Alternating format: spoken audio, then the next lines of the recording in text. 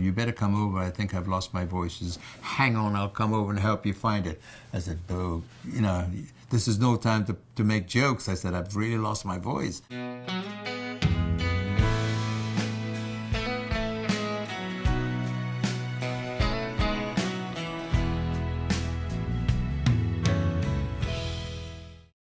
There's a story about the Carpenters which I'd love to share with you, because the Carpenters, when they first began, you know, they needed somebody to take them out on the road, and they were like the first half of the show, and I would close the show, you know. And the Carpenters were with me for the first time in Toronto. We were playing the Maple Leaf Gardens, 20,000-seater, you know.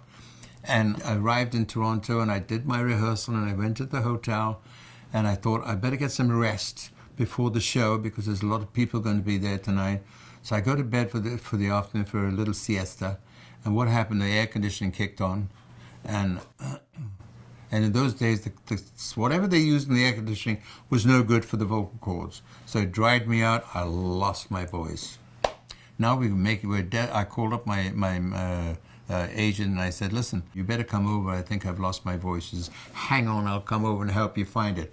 I said, "Boo, you know, this is no time to make jokes." I said, "I've really lost my voice." So he comes over. Now we have to find an ears and nose specialist to try and help me bring my voice back, you know.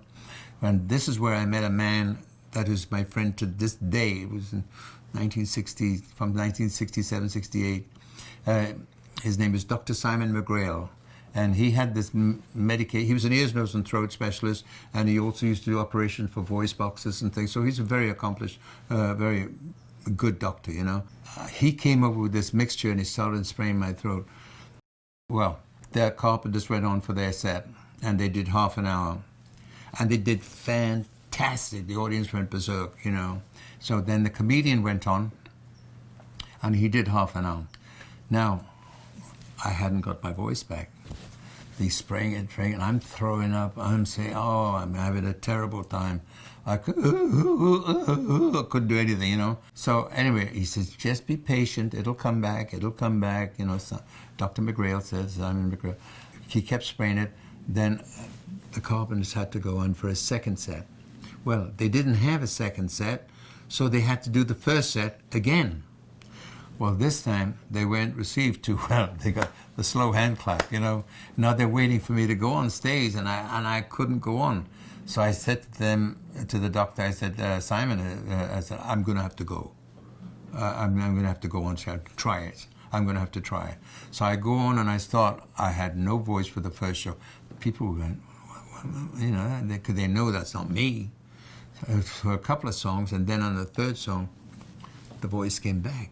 And I was able to do a whole set, and 20,000 people went away happy, missed their last buses, missed their trains, missed everything, and it was my fault, you know, because I was late going on stage.